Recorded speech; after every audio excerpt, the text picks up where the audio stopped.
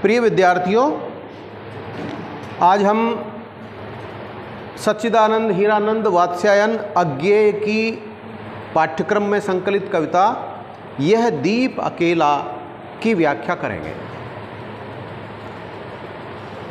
अज्ञेय जी ने अपने महत्वपूर्ण काव्य संकलनों में से जो तार सप्तक में संकलित किए हैं, कुछ उनके इत्यलम भग्नदूत, चिंता, इंद्रधनुष रौंदे हुए, हरि ओ अरुणा प्रभामय, ईद आदि आदि काव्य संग्रहों में ये कविताएं संकलित हैं। हमारे पाठ्यक्रम में बीए थर्ड ईयर के पाठ्यक्रम में यह दीप अकेला, नदी के द्वीप के 4 पद, कलगी बाजरे की और हिरोशिमा कविता और एक छोटी सी कविता है 4 पंक्तियों की सांप, ये सम्मिलित हैं। व्याख्या की दृष्टि से यह दीप अकेला बहुत ही महत्वपूर्ण कविता है। इस कविता के सांकेतिक अर्थ भी हैं, प्रतीकार्थ भी हैं और जो सीधे सीधे दीपक के माध्यम से कवि कहना चाहते हैं उन बातों पर हम पंक्तियों के साथ विचार करते हैं। यह दीप अकेला स्नेह भरा है, गर्व भरा मदमाता पर, इसको भी पंक्ति को दे दो। कवि पहले ही चरण में, कविता के पहले ही चरण में यह आह्वान करते हैं कि दीपक को, बहुत सारे दीपकों की पंक्ति को समर्पित कर दो, क्योंकि अकेला दीपक, एक दीपक अकेला है, यद्यपि वह स्नेह से भरा हुआ है, उसकी ज्योति चमक रही है, वह प्रकाश फैलाता है, और जब हम उस दीपक को जलाते हैं तो बड़े आदर के साथ और स्नेह के साथ जलाते हैं। उसमें तेल, बाती, ये सब हम बहुत ही श्रद्धा से और उस दीपक को सम्मान देते हुए, प्यार देते हुए, स्नेह देते हुए जलाते हैं। तो जलने के बाद वो क्या करता है गर्व भरा मदमाता। जब उसकी लौ जलती है और लौ हिलती है तो ऐसा लगता है जैसे दीपक इठला रहा हो, जैसे दीपक एक प्रकार से अपने मद में चूर्ण हो। उसका जो स्वाभिमान है, दीपक का ये मदमाना क्या है, दीपक का स्वाभिमान है, पर इसको भी पंक्ति को दे दो। कवि क्या कहना चाह रहे हैं कि यदि यह दीपक जो अकेला है, स्वाभिमान से भरा हुआ है, स्नेह से जलाया हुआ है, लेकिन अगर ये बहुत सारे दीपकों की पांत में रख दिया जाए, पंक्ति में रख दिया जाए, झुंड में, समूह में रख दिया जाए, तो इसकी लौ उस सारे समूह के दीपकों के साथ बहुत बढ़ जाएगी और इस संसार को ज़्यादा रोशनी के साथ आलोकित करेगी। कवि का संकेत क्या है? कवि कहना चाहते हैं कि यह जो अकेला दीप है, जो शीर्षक है यह दीप अकेला, यह एक व्यक्ति है। हम पीछे पढ़कर आए हैं कि अज्ञेय अस्तित्ववाद के हिंदी कविता में, आधुनिक हिंदी कविता में एक प्रकार से अस्तित्ववाद के जनक हैं। अस्तित्ववाद के तो जहाँ पार्ल सार्त्र हैं, जर्मनी विचारक, और हम ये भी पढ़ते आए हैं कि हमारे जो पश्चिमी विचारकों की जो विचारणाएं हैं, धारणाएं हैं, उनको हमने, हमारे कवियों ने हिंदी की कविता में एक प्रकार से उसकी प्रस्तुति की है, कविता में उसको सम्मिलित किया है। तो अज्ञेय ने अस्तित्ववाद को कविता में एक प्रकार से पिरोने की कोशिश की है। ये अकेला दीपक अस्तित्ववाद का परिचायक है कि उस दीपक का भी अस्तित्व है, उस अकेले दीपक की भी कोई पहचान है, तभी तो उसके स्वाभिमान की बात कर रहे हैं कवि। परंतु वह साथ ही यह भी कहना चाहते हैं कि यह अकेला दीपक यदि समूह का हिस्सा बन जाए, अर्थात अकेला दीपक व्यक्तिवाद का परिचायक है और समूह जो है सामाजिकता का परिचायक है। तो जैसा मैंने कहा कि एक व्यक्ति भले ही उसका स्वाभिमान है, भले ही उसका संसार में अस्तित्व है, मगर समाज के बिना उसका कोई अस्तित्व नहीं हो सकता। इसलिए यदि व्यक्ति समाज के साथ चलता है, समाज की धारा के साथ चलता है, तो जैसे समाज का विकास होता है वैसे ही उस व्यक्ति का भी विकास होता है। और अगर इसको थोड़ा सा अन्य अर्थ में समझें तो हम ये कह सकते हैं कि अकेला चना भाड़ नहीं फोड़ सकता। थोड़ी सी भिन्न व्याख्या है ये, मगर फिर भी इसके साथ हम इसके अर्थ से, कविता के अर्थ से जुड़ सकते हैं। अकेला दीपक स्वाभिमान से मदमाता इठलाता जल तो रहा है, मगर हल्का हवा का झोंका आया और वो उन टकराहटों को, उन संघर्षों को झेल नहीं पाएगा। मगर झुंड में बहुत सारे दीपक जल रहे हैं, यानी कि समाज का जब विकास होता है तो व्यक्ति का स्वतः ही स्वाभाविक विकास भी होता रहता है। पहला अंतरा देखिए, यह जन है गाता गीत जिन्हें फिर कौन गाएगा। यह जन है गाता गीत जिन्हें फिर कौन गाएगा, पनडुब्बा ये मोती सच्चे फिर कौन कृति लाएगा। यह समिधा ऐसी आग हठीला बिरला सुलगाएगा, यह अद्वितीय, यह मेरा, यह मैं स्वयं विसर्जित, यह दीप अकेली स्नेह भरा, यह दीप अकेला स्नेह भरा है गर्व भरा मदमाता पर, इसको भी पंक्ति को दे दो। अब कुछ उपमाएं की हैं इस दीप के, इस दीप को कुछ तुलना की है, कुछ उपमाएं दी हैं। तो स्वाभाविक रूप से जब हम पढ़ रहे हैं तो ये आएगा कि जब किसी वस्तु का वर्णन हो, किसी व्यक्ति का वर्णन हो, प्रकृति के किसी तत्व का वर्णन हो और उसकी उपमा किसी अन्य तत्व से की जाए तो उसमें उपमा अलंकार स्वतः ही आ जाता है। तो कहने की आवश्यकता नहीं है कि इन पंक्तियों में आर पार उपमा अलंकार निरंतर साथ साथ चल रहा है। यह जन है, पहली उपमा क्या मानी, जो हम पहले इसके जो मुखड़ा है, मुखड़े में हमने पढ़ा समझा अभी कि ये दीप व्यक्ति है। व्यक्ति का मतलब जीता जागता मनुष्य। जन जनता, जनता कौन सी, अकेला व्यक्ति। यह जन है जो क्या करता है, गाता गीत। यह जन है यानी दीपक जब जलता है तो उसकी लौ जो है जलती रहती है, हमको दिखती है, हिलती डुलती है, मगर वो जलता रहता है।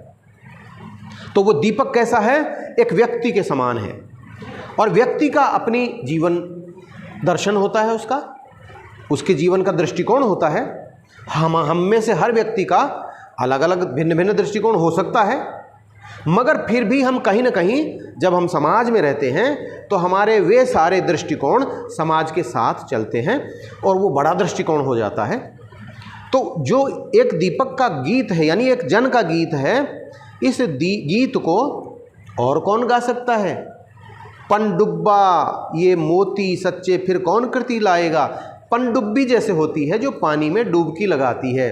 चूँकि दीपक पुल्लिंग है इसलिए कवि ने इसको पनडुब्बी नहीं कह करके क्या कहा, पनडुब्बा। पानी में ऑक्सीजन के साथ डूबने वाला ऐसा यंत्र जिसके साथ समुद्र की गहराई में, समुद्र के गर्भ में या समुद्र की सतह में जा कर के अनेक मोती, अनेक ऐसे पत्थर जो कीमती पत्थर हैं, केवल समुद्र के पेंदे में ही, सतह में ही मिलते हैं। तो ये जो दीपक है ऐसे जन की तरह हैं जो अपने अपने अपने गीत सुनाता है। यानी इसकी तरह तरह की जो है ध्वनियाँ हैं। ध्वनियाँ क्या, इसके विचार, इसका जीवन दर्शन, इसका दृष्टिकोण।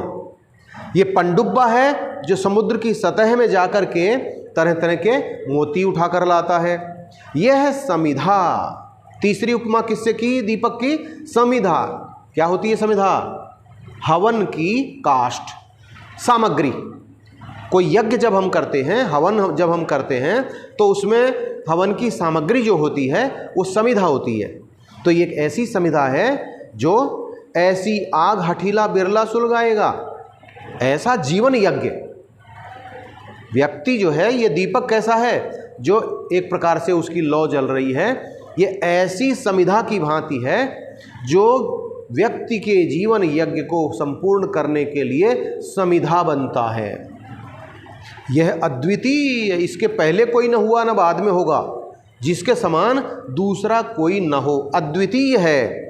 यह मेरा, यह मैं स्वयं विसर्जित। दीपक जब तक जलता है तब तक तो उस दीपक की स्वयं की पहचान है कि ये मैं हूँ, और जब वो बुझ जाता है, अपना विसर्जन कर देता है, समर्पण कर देता है, तब फिर वो समाज का हिस्सा, यानी व्यक्ति, कोई व्यक्ति जब तक अपनी व्यक्तिनिष्ठता पर अड़ा रहे जब तक तो वो भिन्न व्यक्ति है, मगर वो समाज की सामाजिकता के साथ, सामूहिकता के साथ जब वो अपने को समर्पित कर देता है तो फिर वो समाज का हिस्सा हो जाता है। यह दीप अकेला स्नेह भरा है, गर्व भरा मदमाता पर।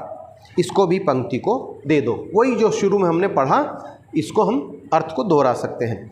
अगला छंद है, यह मधु है स्वयं काल के मौन का युग संचय, यह गोरस जीवन कामधेनु का अमृत पूत पय, यह अंकुर फोड़ धरा को रवि को तख्ता निर्भय, यह प्रकृत स्वयं ब्रह्म अयुत, इसको भी शक्ति को दे दो।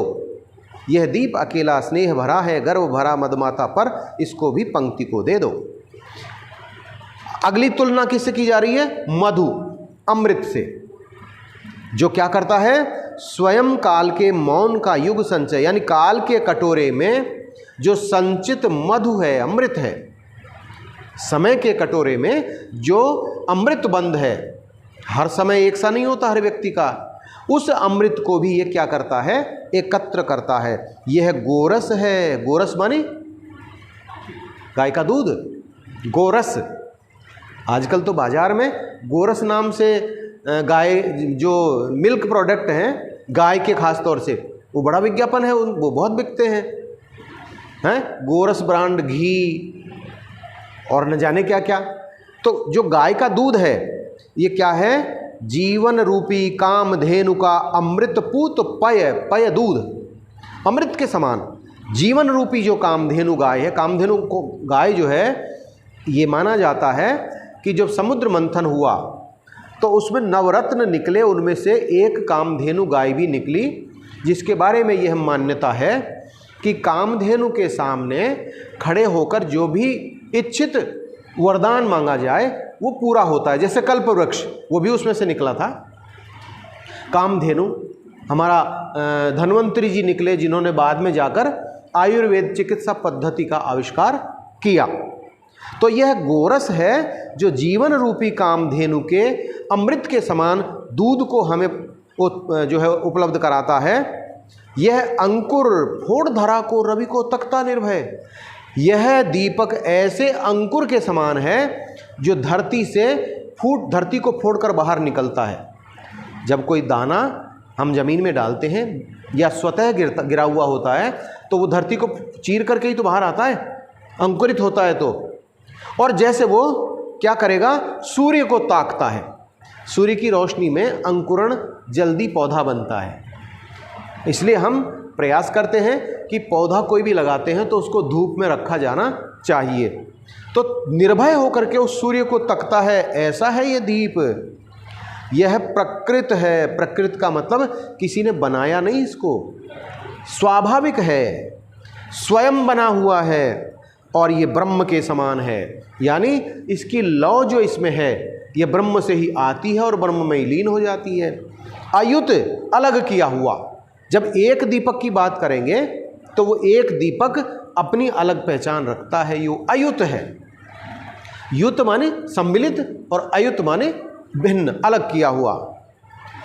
इसको भी शक्ति को दे दो। ये जो अलग किया हुआ है, ब्रह्म के समान है, स्वयमेव है, अपने आप बना है, प्रकृत है, स्वाभाविक है, इसको अगर शक्ति मिल जाए, यानी ये इसको समाज को समर्पित कर दो। ये जो व्यक्ति है जिसमें इतने सारे गुण हैं, इसका प्रतीकार्थ क्या है कि ये जो दीपक जिसमें शक्ति है, सामर्थ्य है, ब्रह्म के समान तेज है, ये अगर समाज को मिलकर के बनाने लगेगा तो ये कितना अपार शक्ति वाला हो जाएगा। यह अकेला है मगर स्नेह भरा है। भाई, व्यक्ति के रूप में समाज उस व्यक्ति से स्नेह करता है कि नहीं करता है? तो जैसे व्यक्ति समाज से स्नेह पाता है, वह संरक्षण पाता है, परवरिश पाता है, वैसे ही व्यक्ति को भी ये चाहिए कि वो समाज को अपना योगदान करे। अगला अंतरा है, यह वह विश्वास नहीं जो अपनी लघुता में भी कांपा। आप दीपक को इस प्रकार का विश्वास नहीं कह सकते, जो दीपक तो अकेला छोटा ही है, तो छोटा है तो जो लघुता है उसकी, अकेला दीपक कितनी छोटी सी लौ होती है उसकी, उसका रोशनी प्रकाश कितना छोटा सा होता है, लेकिन इस लघुता में उसकी जो रोशनी हिल रही है, ये कंपन, इसको आप ऐसा विश्वास, कमजोर विश्वास मत मानिए।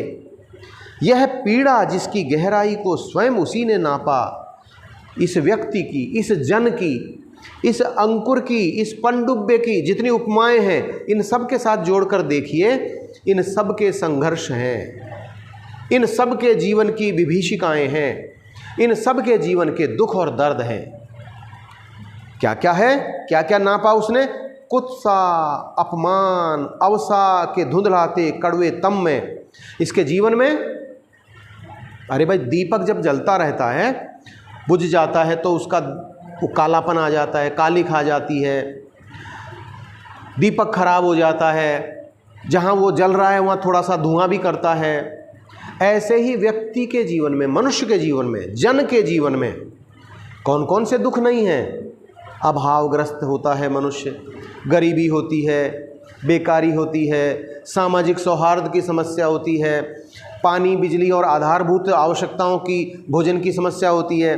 तो कुत्सा, अपमान यानी घृणा और अपमान और अवसा, एक प्रकार से विस्थापन, इन सारी समस्याओं के कड़वे अंधकार का उसको अनुभव होता है।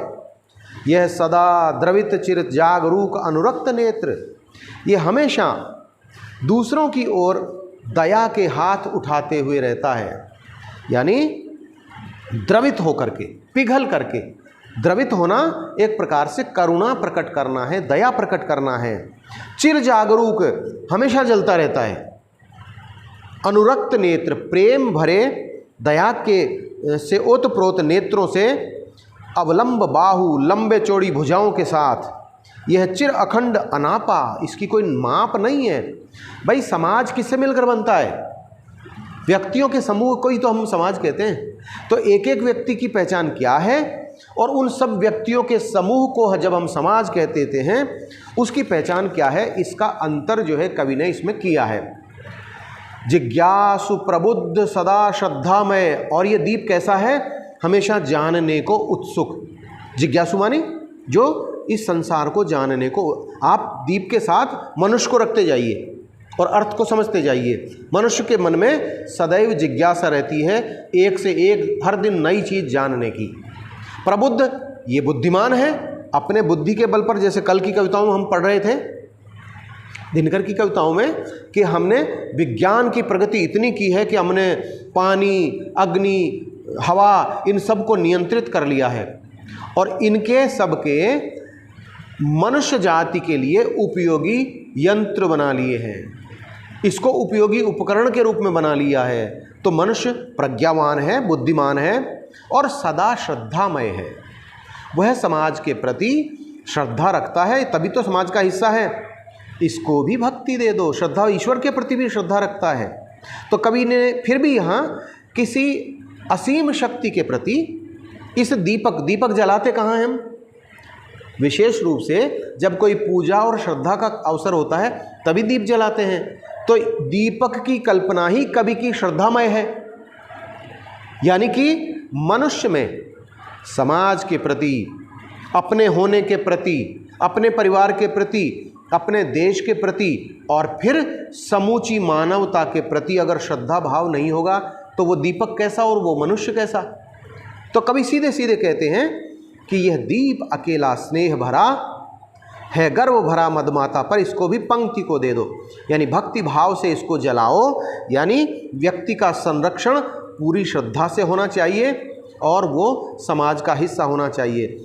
इस प्रकार से इस कविता में जो प्रमुख बात आई वह यह आई कि व्यक्ति एक तरफ तो समाज का हिस्सा है, वह सार्थक तभी है जब वह समाज का हिस्सा बना रहे, दूसरी ओर वह व्यक्ति होने को भी सार्थक करे। ऐसा थोड़ी है कि भाई अब मैं तो समाज का हिस्सा हूँ और जो कुछ करना है वो समाज को ही करना है, नहीं। व्यक्ति के रूप में दीपक के समान स्वयं को भी जलना चाहिए और यह जलता हुआ दीपक अनेक सहस्त्रों दीपकों के साथ अपनी लौ को मिला करके एक अपरिमित लौ बना दे, रोशनी बना दे, यानी समाज का हिस्सा बनकर समाज के कल्याण के लिए वो काम करे। तो व्यक्तिवाद के साथ सामाजिकता का बोध कवि इसमें हमको करवाते हैं। दूसरी कविता है नदी के द्वीप। अभी हम पढ़ रहे थे दीप और अब हो गया यह द्वीप। द्वीप नदी का एक ऐसा उभरा हुआ हिस्सा जो चारों तरफ पानी से घिरा हुआ रहता है। नदी के द्वीप भी एक प्रकार की इनकी अस्तित्ववादी कविता ही है। जैसे दीपक का अस्तित्व इन्होंने प्रकट किया है पिछली कविता में, वैसे ही द्वीप का अस्तित्व भी इन्होंने इस कविता में बताया है कि द्वीप की भी अपनी पहचान है और उसका नदी से क्या संबंध है। वहाँ हम पिछली कविता में यह दीप अकेला में पढ़ रहे थे हम, दीपक क्या है, दीपक का महत्व क्या है और असंख्य दीपकों का महत्व क्या है, यानी व्यक्ति का महत्व क्या है और समाज का महत्व क्या है। इस कविता में हम पढ़ेंगे वही भाव, व्यक्ति और समाज का भाव पढ़ेंगे, संबंध पढ़ेंगे, लेकिन किसके माध्यम से? नदी और द्वीप के माध्यम से। हम नदी के द्वीप हैं। हम नहीं कहते कि हमको छोड़कर स्रोतस्विनी बह जाए। ध्यान दीजिए, हम नदी के द्वीप हैं। द्वीप स्वयं कह रहा है, जो चारों तरफ से पानी से घिरा हुआ है नदी के बीचों बीच, वो स्वयं कह रहे हैं कि हम नदी के द्वीप हैं। तो आगे वो क्या कह रहे हैं? हम नहीं कहते कि हमको छोड़कर स्रोतस्विनी, यानी ये जो नदी बह रही है, हमको यहाँ छोड़ दे और आगे बहती चली जाए। क्योंकि आप सोच के देखिए, अगर नदी नहीं बहेगी तो द्वीप का अस्तित्व बचेगा क्या? द्वीप का जन्म ही नदी है तो द्वीप है, और द्वीप है तो नदी है होगी ही। तो हम नहीं चाहते कि ये स्रोतस्विनी नदी हमको छोड़कर बह जाए।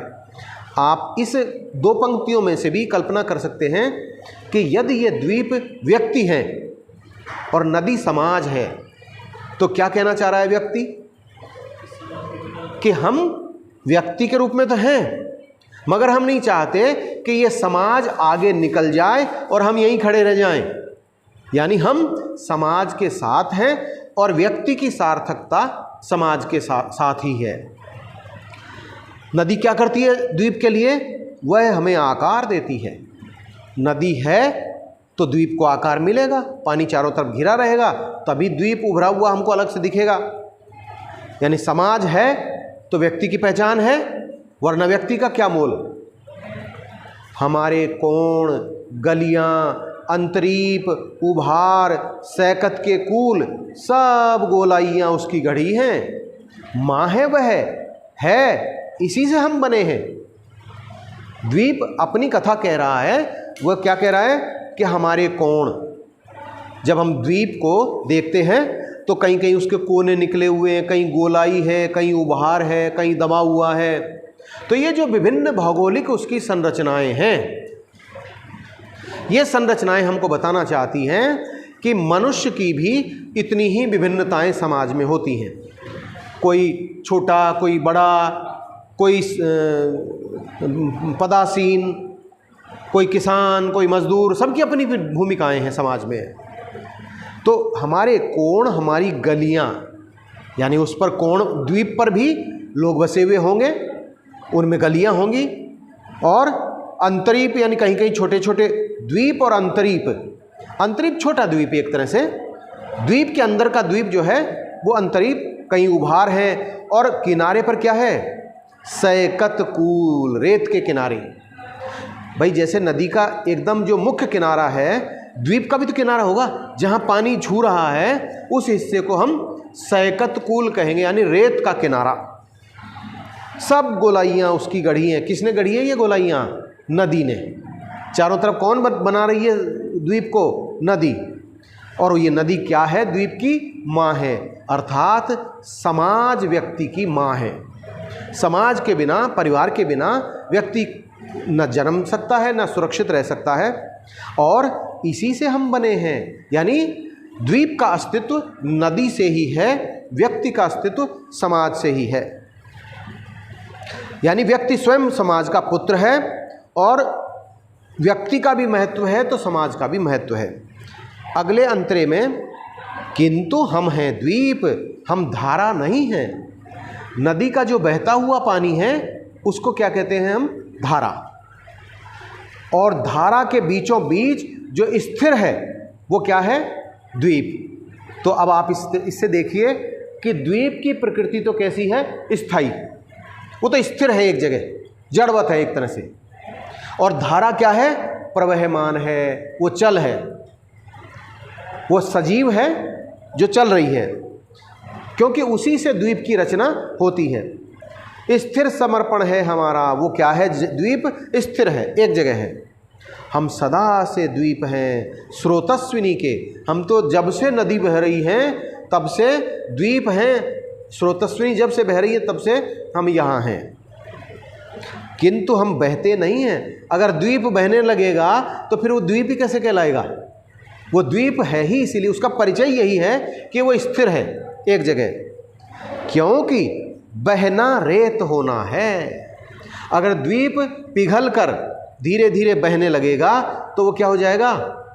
रेत हो जाएगा। और रेत पानी में घुलकर क्या हो जाएगी? बह जाएगी। तो द्वीप खत्म हो जाएगा, नष्ट हो जाएगा। इसी प्रकार से यदि व्यक्ति समाज से विद्रोह करके और टूटने बिखरने लगे, समाज उसको संरक्षण न दे, तो फिर वो क्या होगा? पिघल जाएगा, यानी वो टूट जाएगा, उसका नाश हो जाएगा, वो सामर्थ्यहीन हो जाएगा। हम बहेंगे तो रहेंगे ही नहीं। अगर हम बह जाएंगे तो द्वीप का अस्तित्व कहाँ बचेगा? तो बार बार मैं कह रहा हूँ ना कि अस्तित्ववाद की बात अज्ञेय इस कविता के माध्यम से करना चाह रहे हैं। पैर उखड़ेंगे, अगर धीरे धीरे वो पिघलने लगेगा, रेत होने लगेगा, बहने लगेगा, तो क्या होगा? उसके पैर उखड़ जाएंगे, यानी वो धीरे धीरे जड़ से समाप्त होने लगेगा। प्लवन होगा, बहने लगेगा, वो ढहेगा और सहेगा और बह जाएगा। द्वीप क्या कह रहा है? अगर मेरे पैर उखड़ जाएं और मैं बहने लगूं तो क्या होगा? मैं ढहेंगे, हम सहेंगे और बह जाएंगे। जब तक सामर्थ्य है तब तक तो टकराहट झेलेंगे। आप देखिए समाज में कोई एक समाज की बात नहीं कर रहे कभी, विश्व समाज में भिन्न भिन्नताएं, बहुत सारी विभिन्नताएं हैं। बहुत सारे समाजों की संस्कृतियां लुप्त हो रही हैं। बहुत सारे समाजों की जो सामाजिक व्यवस्थाएं हैं वो बड़ी हो रही हैं। आप आज देखते हैं कि पूरी दुनिया में जीन्स का कपड़ा आ गया है, जीन्स सबने पहन रखी है। ये क्या है? एक समरूप समाज बनता जा रहा है। पहले एक छोटे से हिस्से का समाज था ये। खान पान में आज आपके यहाँ दैनिक व्यवहार में छोटी छोटी जगह में, कस्बों में भी पिज्ज़ा और बर्गर आ गए हैं। भारत में तो रोटी, चावल, दाल और तमाम तरह के दूसरे खाद्यान्न थे और कुछ चीज़ें बनती थी। पिज्ज़ा और बर्गर पश्चिमी सभ्यता से, पश्चिमी संस्कृति से या पश्चिमी समाज से धीरे धीरे बढ़ते बढ़ते बहुराष्ट्रीय कंपनियों के सहारे, वैश्वीकरण के सहारे अब छोटे छोटे जो समाज थे वो भी क्या हो रहे हैं? रेत हो रहे हैं। ये रेत होना है, ये ढह रहे हैं, पिघल रहे हैं और बह रहे हैं। तो कवि की कल्पना दूरदर्शी कल्पना है, आगे तक की सोच करके लिख रहे हैं कि ये जो द्वीप जिनका अपना अस्तित्व है, ये छोटे छोटे समाज, छोटी छोटी संस्कृतियां मनुष्य के रूप में जो जीवित थी, धीरे धीरे गल रही हैं, ढह रही हैं और ये संस्कृतियां, छोटी छोटी भाषाएं लुप्त हो रही हैं। तो कविता का एक बृहद अर्थ है। और फिर हम चूर्ण होकर भी कभी क्या धार बन सकेंगे? और जब हम चूर्ण बन जाएंगे, पिघल जाएंगे, बह जाएंगे, तो फिर वापस क्या हम फिर से धार बनेंगे? उस धार में शामिल हो जाएंगे? रेत बनकर हम सलिल को तनिक गंदला ही करेंगे। अगर मान लीजिए द्वीप पिघल करके रेत हो जाए, मिट्टी हो जाए, तो क्या करेगा? पानी, बहते हुए पानी में अगर हम एक मिट्टी का ढेला भी डाल देते हैं तो पानी क्या हो जाता है? गंदा हो जाता है। तो वो जो पावन पवित्र जो नदी की धारा है, अगर मैं पिघल गया तो उस धारा को भी गंदा ही करूँगा। यानी हमारा अस्तित्व मिट जाएगा तो हम समाज का निर्माण कैसे करेंगे, एक अच्छा समाज कैसे बनाएंगे। रेत बनकर हम सलिल को तनिक गंदला ही करेंगे, अनुपयोगी ही बनाएंगे। ये पानी भी क्या हो जाएगा, खराब हो जाएगा।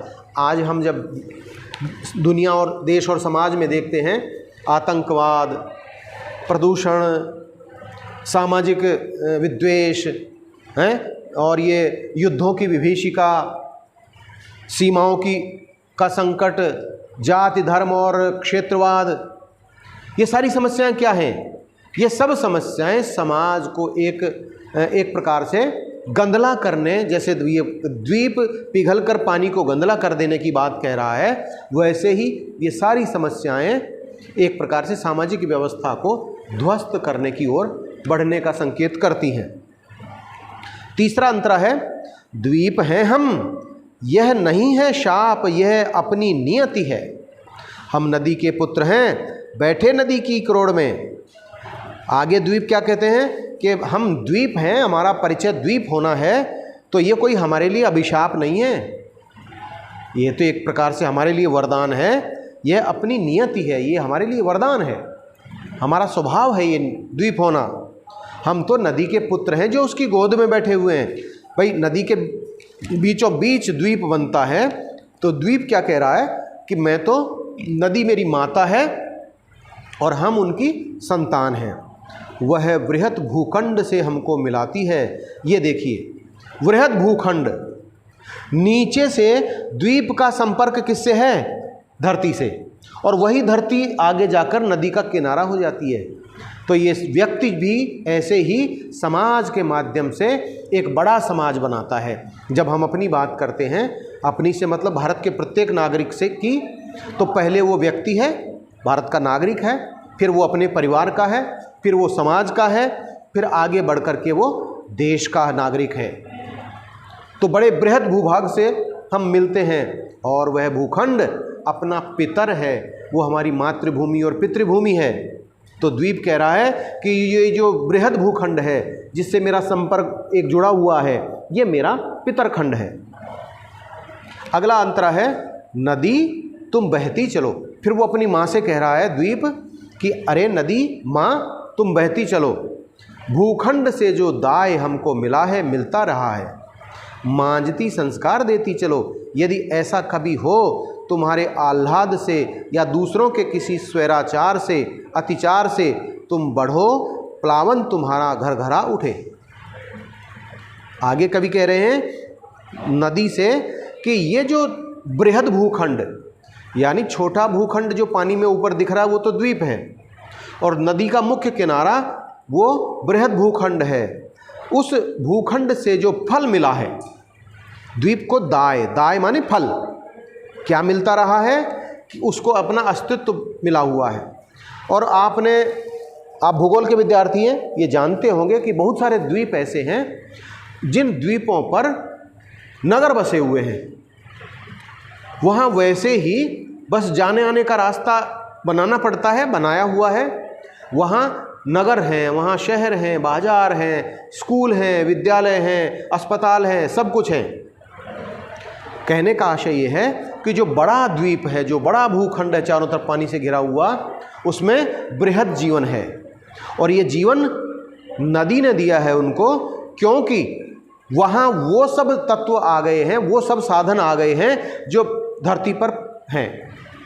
विचार करिए कि एक द्वीप पर नगर बसा हुआ है या छोटी जगह बसी हुई है, वहाँ वो सारी सुविधाएं हैं जो मुख्य धरती पर हैं, जो बड़ा शहर है वहाँ से वो चीज़ें उठकर द्वीप पर भी चली गई हैं। तो उसका बृहद भूखंड का जो भी लाभ है, जो उपयोग है, वो उसको मिल रहा है।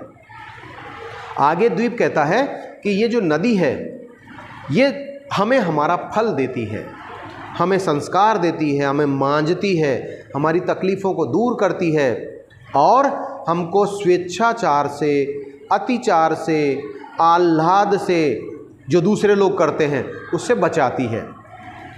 द्वीप पर थोड़ा बहुत जो भी जनजीवन है या जो भी उसमें विशेषताएं हैं वो मुख्य पृथ्वी से बची हुई रहती हैं।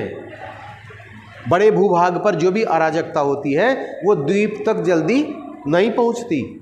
तो द्वीप अपने को पृथ्वी के बजाय नदी के बीचों बीच सुरक्षित और एक प्रकार से स्वच्छ पाते हैं।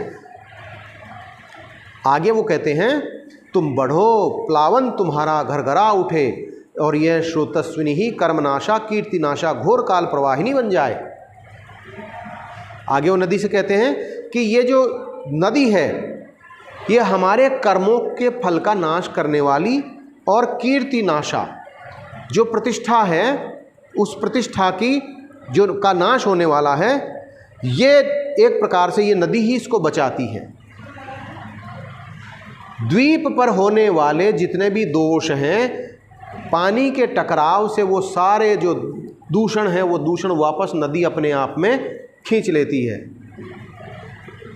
काल प्रवाहिनी बन जाए, ये नदी एक प्रकार से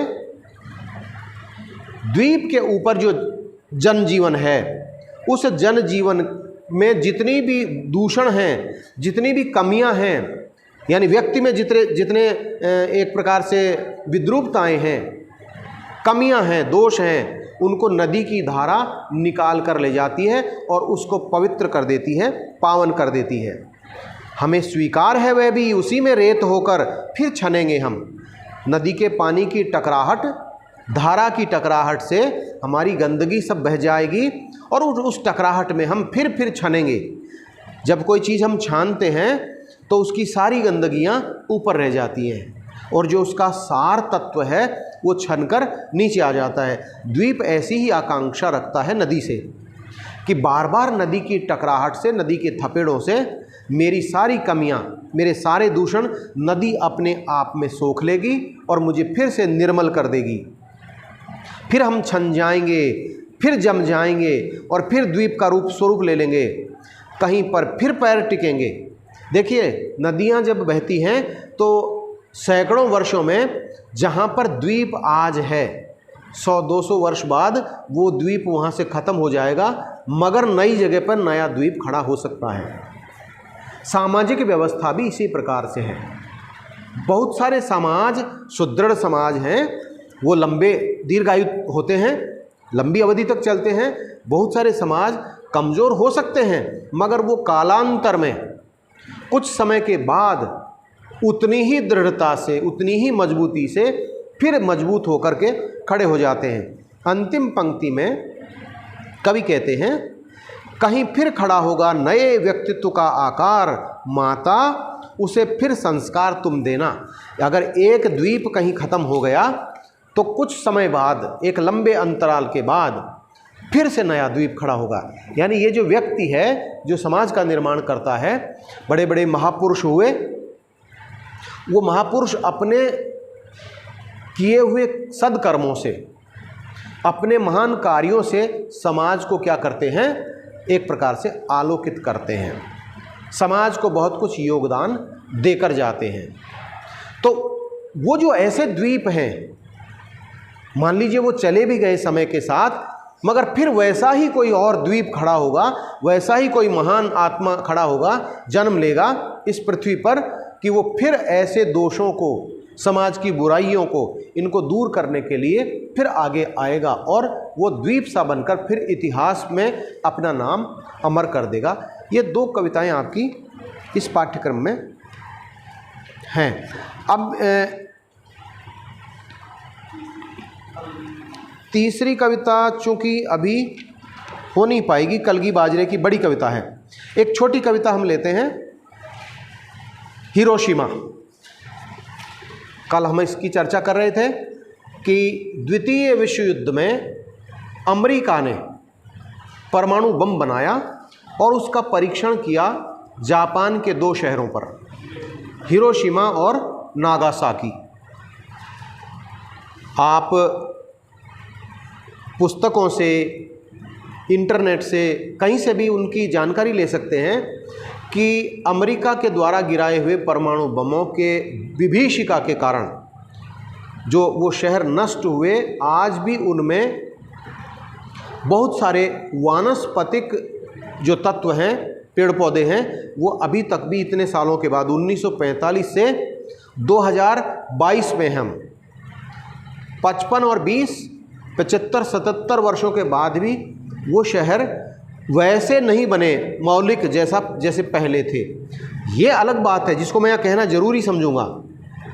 ये अलग बात है कि जापान के कर्मठ लोगों के प्रयत्न के कारण आज हम कल्पना नहीं कर सकते कि हिरोशिमा और नागासाकी आज कितने विकसित शहर हो गए हैं।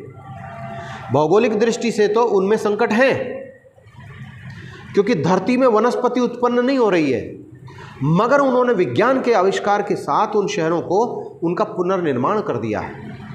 क्योंकि ये एक राष्ट्रवाद की एक ऐसी परिभाषा है कि जापान के लोगों ने ये समझा कि अच्छा, अमेरिका परमाणु बम के कारण अपने आप को शक्तिशाली बताता है, हम अपने बुद्धि बल से और अपने आर्थिक विकास के साथ इन दोनों शहरों को पहले से ज़्यादा विकसित शहरों की श्रेणी में खड़ा करेंगे।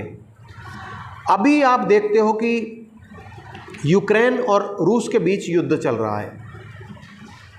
कहा जाता है, बार बार हम समाचार पत्रों में भी पढ़ते हैं और हमें खुद भी ऐसा लगता है कि बार बार जब परमाणु बम की धमकी आ रही है तो एहसास होता है कि कहीं ये भी तीसरा विश्व युद्ध तो नहीं है, क्योंकि पिछले 15-20 दिनों में रूस ने कई बार धमकी दी है कि अब तो परमाणु बम ही चलेगा।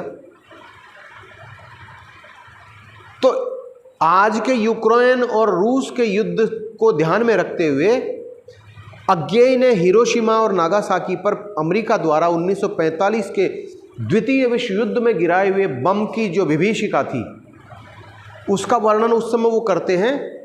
अचानक जब बम गिरा तो उस बम की तुलना की उन्होंने सूरज से। कवि ने उस बम के भीषण विस्फोट से जो आग निकली उसको उन्होंने, अज्ञेय ने क्या कहा, सूरज। कविता शुरू होती है, एक दिन सहसा सूरज निकला, अरे क्षितिज पर नहीं नगर के चौक धूप बरसी, पर अंतरिक्ष से नहीं फटी मिट्टी से। पहला ही अंतरा देखिए कितना विभत्सता के साथ प्रकट करता है हिरोशिमा शहर की उस संतप्त आग का। बम फटा, कवि कह रहे हैं कि एक दिन सहसा सूरज निकला। कहाँ से निकला? खुद ही जवाब देते हैं, क्षितिज पर नहीं। सूरज कहाँ निकलता है? पूर्व दिशा में या पश्चिम दिशा में जहाँ आकाश और पृथ्वी मिलते हैं उसको हम क्षितिज कहते हैं। तो उगता हुआ सूर्य पूर्व की दिशा में, जहाँ सूर्य आकाश और पृथ्वी मिलते हैं वहाँ उगना चाहिए सूरज को, तो मगर वहाँ से नहीं निकला। कहाँ निकला? नगर के चौक बीचों बीच भरी दोपहर निकला और धूप जैसे बरस गई हो। उस बम के जो आग के गोले थे वो छिटक छिटक करके चारों ओर गिर रहे थे। मिट्टी जगह जगह से फट रही थी, धरती में जगह जगह गड्ढे हो गए थे और छायाएं मानव जन की दिशाहीन। हजारों लोग उस बम की विभीषिका में उछल उछल कर गिर रहे थे और उनके छितरे छितरे उड़ रहे थे, टुकड़े टुकड़े हो रहे थे। ऐसा लग रहा था जैसे कोई मनुष्य, जीते जागते मनुष्य नहीं, उनकी छायाएं हों। काले पड़ गए थे, वो जलकर राख हो गए थे। तो राख हुए मनुष्य कैसे बन गए? कवि ने क्या कल्पना की? अब वो सजीव मनुष्य नहीं रहे जीते जागते जो अभी हंसते खेलते थे। इस बम रूपी विस्फोट रूपी सूर्य के गिरते ही उनके टुकड़े टुकड़े हो गए और वो काले शाह हो गए, छाया की समान हो गए। छायाएं मानव जन की दिशाहीन, दिशा कोई दिशा नहीं, कहीं कहीं उछल उछल कर गिर रहे टुकड़े। सब ओर पड़ी वह सूरज नहीं उगा था पूरब में, वह बरसा सहसा बीचों बीच नगर के। ये कोई पूरब की दिशा से क्षितिज से उगा हुआ सूर्य नहीं था, ये तो फटे हुए बम की आग थी जो नगर के बीचों बीच दोपहर को गिरा था। काल सूर्य के रथ के पहियों के जों अरे टूटकर बिखर गए हों। काल रूपी सूर्य, जो सूर्य आकाश में चमकता है और समय जो चलता है, समय प्रातःकाल दोपहर संध्या काल होती है, तो ऐसा लगता है जैसे काल का जो पहिया है, पहिए में ताड़ियाँ होती हैं, अरे आरे आरे बोलते हैं ना, साइकिल के पहिए में ताड़ियाँ होती हैं, आरे भाई आरे डलवा दो इसमें, आरियाँ बोलते हैं उसको। तो ये अरे टूट कर पहियों के जो अरे टूटकर बिखर गए हों दसों दिशा में। जीवन रूपी जो रथ के पहिए थे, यानी जो मनुष्य थे, भवन थे, पेड़ पौधे थे, जो कुछ भी था उसकी चपेट में आया, वो सब टुकड़े टुकड़े होकर पहिए के रथ के काल रूपी सूर्य के रथ के पहियों की आरियों की तरह टूट टूट कर चारों तरफ बिखर गई, दसों दिशाओं में बिखर गए। कुछ क्षण का वह उदय अस्त, थोड़ी देर का वो बम की भीषण आग से चमक, जो सूर्य की जैसी चमक थी, और फिर थोड़ी देर में वो काली धुआं में बदल के अंधेरे में बदल गई, अस्त हो गया। तो थोड़ी देर का वो बम रूपी आग रूपी सूर्य के उगने और अस्त होने से केवल एक प्रज्वलित क्षण की दृश्य सोख लेने वाली दोपहरी फिर छायाएं मानव जन की। सारी दोपहर में जो सूर्य को उग भी रहा था असल का, उसमें भी अंधेरा छा गया। आग जलने के बाद जो धुआं उठा उसने सूर्य को भी ढक लिया। नहीं, मिट्टी लंबी हो कर मानव ही सब भाप हो गए, यानी मनुष्य कुछ तो जलकर आग हो गए, कुछ काले पड़कर धुआं हो गए, कुछ छायाओं में तब्दील हो गए, और कुछ तो भाप बनकर, क्योंकि परमाणु बम का मतलब ही यही है कि उसका जो तापमान है वो इतना भयंकर होता है कि आसपास की सब चीज़ों को वो जलाकर राख कर देता है। तो मनुष्यों के लिए क्या कहा जा रहा है कि जैसे वो भाप बनकर ही उड़ गए हों, कुछ उनका अस्तित्व नहीं बचा, हड्डियां भी पल भर में जो है जलकर भाप बनकर उड़ गई। मानव ही सब भाप हो गए, छायाएं तो अभी लिखी हैं झुलसे हुए पत्थरों पर। बच रह गया तो क्या रह गया?